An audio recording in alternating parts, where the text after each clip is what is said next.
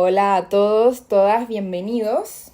Hoy me encuentro con Sofía Carrasco, biotecnóloga. Hola Sofía, ¿cómo estás? Hola Abril, ¿cómo estás? Bien, acá desde la distancia.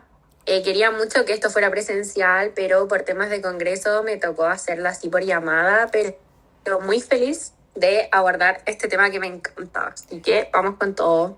Sí, estamos muy contentos de tenerte aquí, no importa cuáles sean los medios, porque hoy vamos a hablar de una hormona muy importante, muy interesante. La verdad es que este episodio se va a tratar de lo que nadie dijo sobre la AMH y el SOP. Esta hormona, que muchos conocen solo por un número en un examen, pero en realidad está metida en una historia molecular increíble, la AMH. Y Abril, exacto. Lo más sorprendente es que esto no solo comienza en el ovario, sino que sabías tú que en el cerebro. Claro. Sí, nunca había escuchado que la AMH actúa en neuronas. Este capítulo les va a cambiar la perspectiva del síndrome de ovario poliquístico chiquillo, yo se lo digo. Sí, porque cuando uno entiende cómo el AMH se comunica con las neuronas, el SOP deja de verse como un problema solo del ovario y empieza a tener mucho más sentido. ¿Qué es realmente la AMH, verdad? Partamos por lo básico. Pero sin simplificar demasiado, obviamente, AMH es una hormona de la familia factores de crecimiento beta y eso nos dice que es una molécula señalizadora, ¿no? No solo un marcador de reserva ovárica. Claro, sí, muy bien ahí, Abril. Todo esto porque en esta familia todas las moléculas actúan mediante rutas intracelulares que están bien definidas. Y lo llamativo es que la AMHR2, que es el receptor específico de AMH, también está en las neuronas que producen la NRH, lo que literalmente marca el ritmo del eje productivo, ¿sabías tú? Y ese detalle es clave porque si AMHR2 está ahí, significa que AMH puede participar directamente en el control del pulso reproductivo. Y eso explica muchas cosas que antes no entendíamos del SOP. Claro, y ahí entramos en la pregunta de ¿qué ocurre en el SOP con la AMH? En el SOP, que es el sistema de ovario poliquístico, los niveles de AMH están completamente aumentados, de 2 a 4 veces más aumentados. Ahora, si tienes más AMH circulando y hay receptores, que son los de AMHR2, en el hipotálamo, entonces inevitablemente existirá una hiperestimulación de estas neuronas. Claro, y cuando las neuronas de gonadotropina se hiperestimulan, aumenta la frecuencia de pulsos.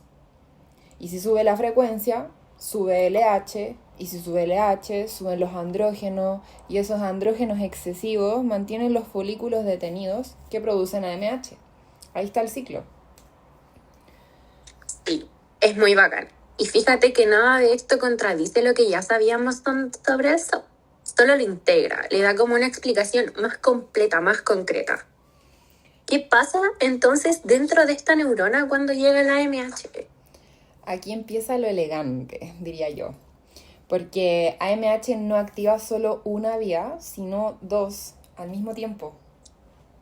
Sí, y cada una cumple un rol muy distinto, pero complementario. Claro. Donde existe estas dos vías, existe la vía canónica SMAP y la vía no canónica ERK. Me gusta explicarlo así, como una vía ajusta la estructura de la neurona y la otra ajusta el comportamiento. Exacto. Y ahora lo bueno sería que detalláramos esto para que se pueda entender. ¿Qué opinas? Claro, me encantaría. Entonces, entendemos que tenemos la vía canónica, que es SMAP, lo que cambia la maquinaria interna o ajusta la estructura de la neurona. Cuando AMH se une a su receptor AMHR2, se activa un complejo llamado ALK2-3, que fosforila a SMAD158. Cuando esos SMAD entran al núcleo, la neurona empieza a modificar la expresión genética de la célula. Claro.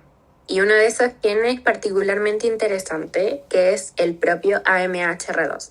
lo que significa que cuanto más AMH hay, más receptores se producen y por lo tanto la neurona se vuelve mucho más sensible. Es como si la neurona dijera, hay más AMH afuera, perfecto, voy a fabricar más antenas para capturar aún más. Asimismo, y ese mecanismo repetitivo en el stop puede amplificarlo todo. Y ahí entramos a la vía no canónica ERK, Claro. la que ajusta la excitabilidad. Pero te doy el paso a ti, Abril, porque me encanta cómo tú lo puedes explicar. O sea, es sencillo igual, pero no tanto. Mientras SMAD se está moviendo al núcleo, al mismo tiempo, en paralelo, ERK se activa, casi de inmediato. Sí, eso es verdad. ERK actúa mucho más rápido, aumenta la actividad eléctrica de la neurona, no cambia la maquinaria, sino la intensidad de la que la neurona dispara. Claro. Entonces, si combinamos lo que acabas de decir con lo anterior, SMAD aumenta la sensibilidad y ERK aumenta la actividad. Y ahí está lo fascinante. ¿No te parece fascinante esto? Sí, lo es. AMH está modulando el sistema desde dos ángulos distintos y simultáneos. Yo quedo, ¿cómo se puede hacer esto? ¿Cómo comprobamos todo esto en el laboratorio? Sí, en verdad es un tema que te vuela harto la cabeza, pero lo increíble es que tenemos cómo demostrarlo. Para partir hacemos más bien, ensayos de dosis y tiempo. Primero usamos las células neuronales inmortalizadas GT1-7 y le damos diferentes concentraciones de la hormona MH. ¿Cierto? Claro, y ahí vemos si el receptor de AMH-R2 aumenta cuando la MH aumenta. Si esto ocurre, ya tiene evidencia de la retroalimentación positiva, ¿no es así? Claro, ahí tenemos un ensayo en laboratorio para identificar una de estas evidencias. Luego podemos mirar cómo ocurre a diferentes tiempos. Ya vimos la concentración, ahora podemos ver los tiempos. En minutos vemos la activación de ERK y en horas vemos la activación de SMAD en el núcleo, ¿no? Me gusta mucho este ensayo, ya que después de todo lo que tú dijiste, finalmente usamos inhibidores. Si tú bloqueas SMAD y desaparece el aumento de AMHR2, sabrás que esta vía era esencial. Por lo tanto, si bloqueas ERK y baja la excitabilidad, también sabes qué parte del sistema estaba actuando. Y todo fluye, como una cadena lógica, ¿no? Primero vemos qué pasa, luego vemos cuándo pasa y luego qué vía es responsable. Entonces ahí surge como esta pregunta, ¿cuál vía explica el SOP? ¿Cómo unimos esto con el SOP? Las dos, Abril. Las dos vías. Sí. La vía SMAD genera más receptores y la vía ERK aumenta la actividad. Pero juntas potencian el efecto que tiene esto. El efecto hiperestimulado de la AMH en el hipotálamo. Claro, y cuando esas dos vías se activan simultáneamente todos los días, toda la semana, durante años, eso puede sostener el perfil hormonal del SOP. Claro, y es un tema que no se habla demasiado para lo importante que es.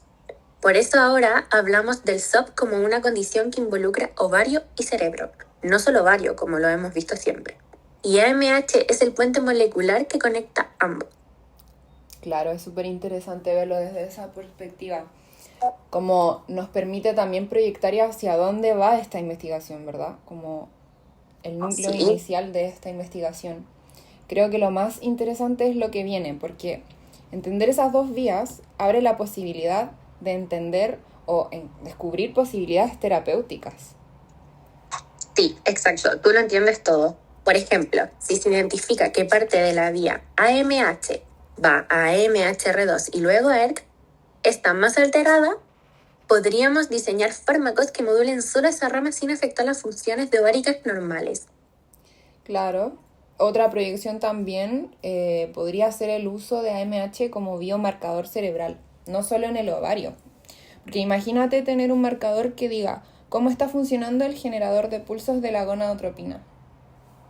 Increíble. Y esto a mí me encanta y me surgen muchas más preguntas. ¿Qué activa la AMH en el SOP desde el principio?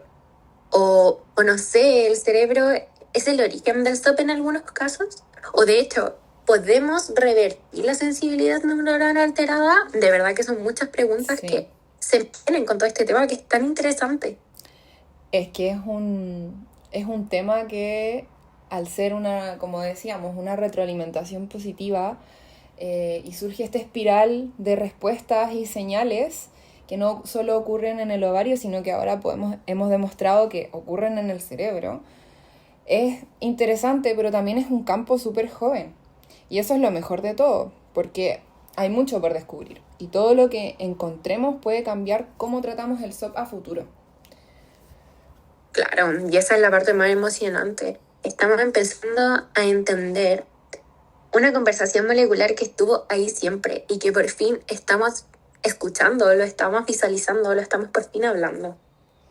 Sí, lo hermoso de esta historia es que toma datos clínicos, datos celulares, datos moleculares y los une en un solo mecanismo coherente. Sí, es genial, la verdad es que es maravilloso. Por eso estudiar el AMH en el cerebro no es un capricho, no se nos ocurrió porque sí. Es una forma de entender por qué el SOP persiste y qué podríamos hacer distinto para poder tratarlo. Oye, lamentablemente hemos llegado al cierre de este episodio. Y muchas gracias, Sofía, por acompañarnos en el día de hoy. Y a ustedes que están escuchando, gracias por acompañarnos en esta conversación. Y si quieren que sigamos explorando las rutas de señalización o los modelos experimentales del eje hipotalámico, déjenos en los comentarios y nos estamos viendo. Sí, este es un tema, la verdad, muy amplio que podríamos estar 1000 horas conversándolo, pero yo ya me tengo que ir, así que nos vemos en el próximo video. Muchas gracias, Chao. que estén bien, chao.